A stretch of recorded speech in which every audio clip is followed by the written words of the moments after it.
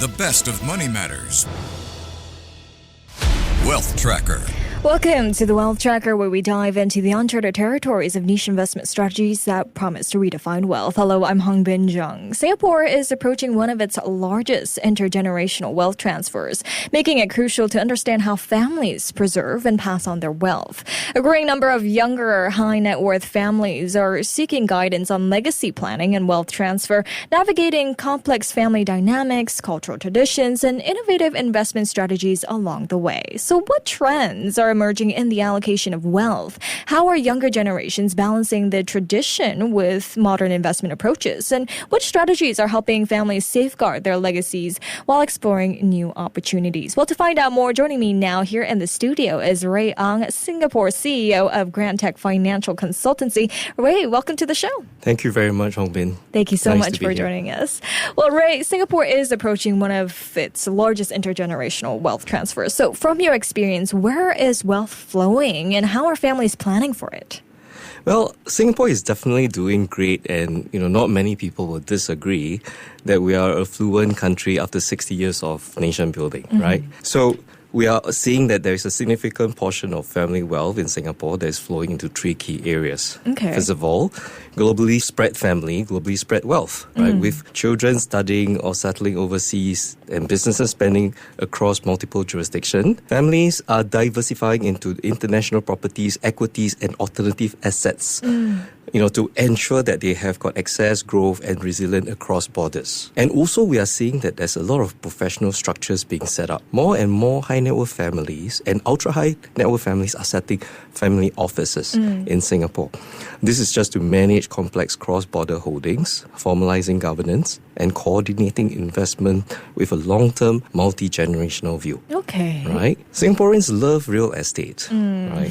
And a significant share of wealth in Singapore is actually tied in property. Okay. Now, because real estate is difficult to divide, so a lot of families are actually also looking at estate equalization, ensuring that the heirs receive a balanced share without forcing the sales of cherished or high-value assets. So with that backdrop here, how is legacy planning being redefined then? Oh, that's a very good question. Now, if we really look at legacy planning today, it goes beyond passing down money or assets. For many modern Asian families, it's about keeping family harmony and making sure important values and responsibility are carried out forward into the next generation.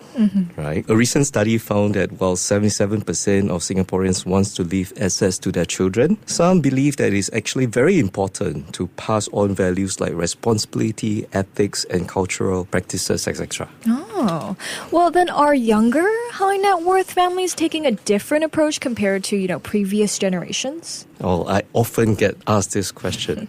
Well, I think that every generation is different. You really need to look at, what is really pushing them forward. I think that the good thing right now is that there is a lot of active participation and early engagement. Younger heirs want a seat at the table sooner. They actively pursue financial education, value transparency in decision making, and seek hands-on involvement in succession planning. Right. And this is something that is great. And we also see that, with the millennials and the Generation X, that they really expect real-time visibility, digital access, and solution that adapts to fast-changing markets. They prefer a high-tech, high-touch model, which will leverage digital tools while valuing personalized advice from trusted experts. Very interesting. I mean, legacy planning, though, isn't just about, passing on assets. It's also about ensuring wealth preservation and family harmony.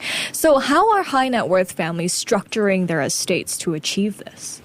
Well, if you ask me, I think the world is really getting smaller. The high net worth families are really spread very well across different countries, different places.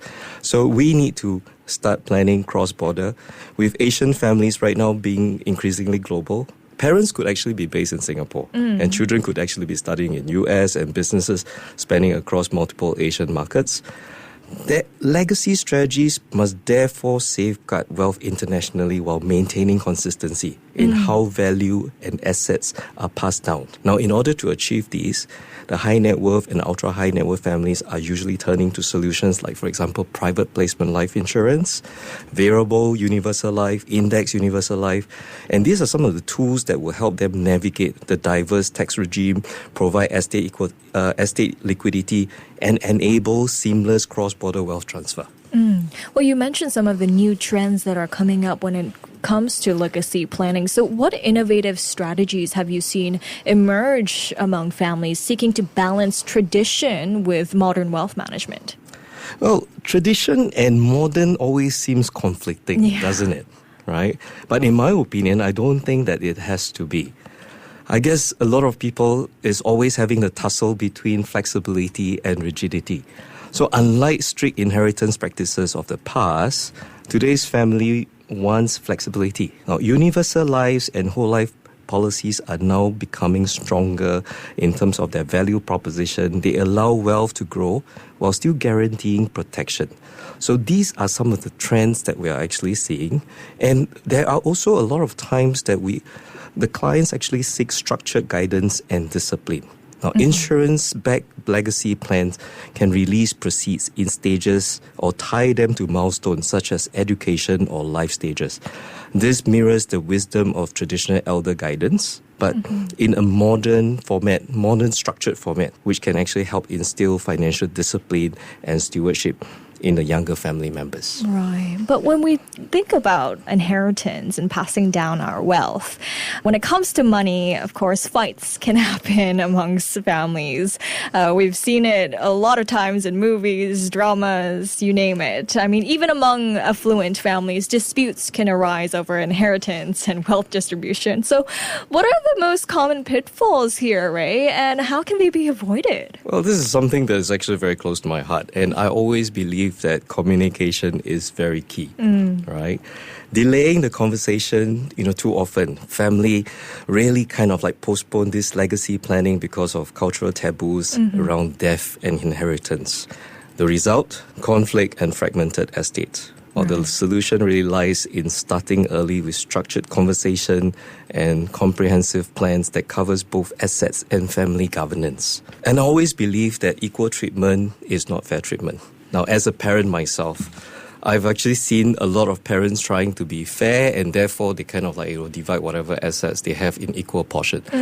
Honestly, that to me is a tragedy in the making, because a lot of times you will have a lot of latent problems which you don't see if you don't communicate early and you don't have this conversation with the beneficiaries on what they want and what's important to them. Well, that's very interesting. I thought giving equal amounts of assets will make everyone happy, but I guess that's not the case here. So I mean, there are also cultural and generational shifts in Singaporean families. So how are these also influencing where wealth is being invested or moved? Well, right now what we are seeing is that, there are a lot of many good Asian values, like, for example, respecting their elders and so on and so forth.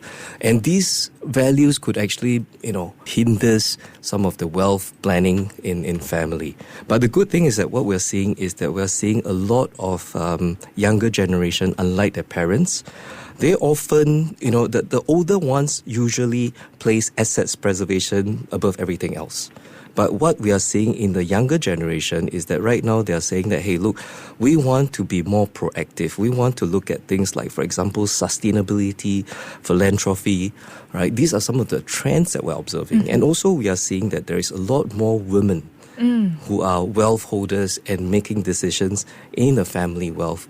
And that is something that is very encouraging in my opinion. Okay, I want to zoom back into younger high net worth individuals as well. Are they exploring niche investment strategies or even alternative assets that, their parents wouldn't have considered? Well, you probably get some scolding if you do that, right? I'm quite sure that there's always a little bit of rebellious in us. We always wanted to try something different. I would say yes. We are seeing that a lot of younger high net worth individuals in Singapore have a much more stronger appetite for alternative assets. That's not a bad thing, right? I think as long as you have made plans, then I believe that you will have that ability to take a little bit more risks. right? For us, we believe that insurance has also evolved as well. In the past, what you are seeing is that insurance and investment are two components that don't mix together. These days, you are able to see that these two go hand in hand, right? I would like to give you an example. If you look at our bank stocks, a lot of our bank stocks are actually doing very well. And a lot of the clients who are actually holding to these bank stocks would probably be very reluctant to sell their bank stocks, right? But what if we can actually tell them, in fact, the thing is that we can tell them that, hey, look, why don't you put all these stocks as a premium in kind into an insurance policy? So not only are you having that upside, you are also making sure that your future value is hedged. And that's the kind of solution that we're proposing to our clients. Oh, so for families looking to go beyond traditional investments, what unconventional or niche strategies are gaining traction here in Singapore? Well, right now, I think a lot of families are looking at non-conventional insurance, like, for example, the index universal life, the variable universal life, the private placement life insurance. I think these are all parts of a solution. Clients these days are not looking at something that is very rigid. They are looking at something that is more modular, something that will be able to adapt to whatever changing needs that they may have. Right? But one thing for sure is that there's a lot more attention being placed on wealth planning, wealth transfer, and we are in fact witnessing the very large wealth transfer from one generation to another, right? And we are actively taking a very active role in helping clients, regardless of young or old, to make sure that that can actually be done in a very smooth and easy transaction. Definitely. So before we let you go here, Ray, for high net worth individuals who want to track their wealth effectively and explore new strategies, what key considerations should they keep in mind today? Well, in Asia, there's always this concern about the Asia curse. Right? Asia curse. Okay, yes. Tell me more about that. Well, wealth doesn't pass through 3 generations. Right? A lot of people are saying that, hey, look, the first generation are usually the one to build it. The second generation is the one that preserve it. And it comes to the third generation, it just gets run to the ground. Right?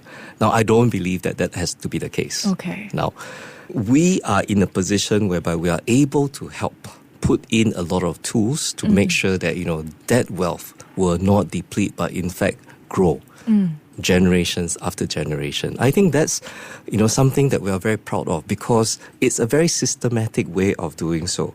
So 3 things that we always emphasize: making sure that, in whatever wealth plan that you have got structural resilience, right?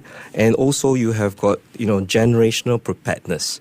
Because no point having a very good plan, but your next generation is not ready to execute the plan that you have put in place. And more important thing is that you must have, long-term adaptability, because we are living in a world whereby only change is constant. So if you don't have a plan that is flexible enough, that is able to weather all the unforeseen circumstances that can come your way, then I would think that, you don't have a very effective plan. Definitely. Some great insights from you today. Thank you so much, Ray, for joining me today. Thank you very much for having me. Thank you. That was Ray Ang, Singapore CEO of Grandtag Financial Consultancy. This has been the Wealth Tracker with me, Hongbin Jeong. Before acting on the information on Money FM, please consider if it's suitable for your own investment objectives, financial situation, and risk tolerance. To listen to more great interviews, download our podcasts at audio.sg or download the audio app. That's AWEDIO, audio at the App Store and Google Play.